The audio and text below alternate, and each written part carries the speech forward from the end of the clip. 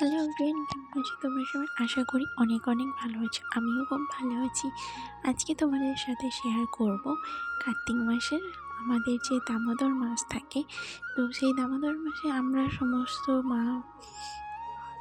প্রভুরা সবাই মিলে যে দীপদান আমরা করেছিলাম, সেই ভিডিও তোমাদের সামনে শেয়ার করব।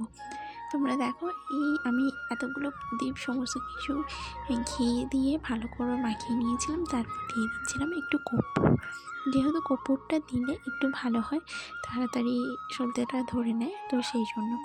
আর এই দিন আমাদের বাড়িতেও কিছু আয়োজন করা হয়েছিল দীপদানের জন্য, তো সেই জন্য আমি সমস্ত কিছু জোগাড় করে রেখেছি। তারপরে এই দেখো, কীর্তন হলো, নৃত্য হলো, আর এই যে প্রভু, উনি সমস্ত কিছুই মানে পুজোটা করেছিলেন।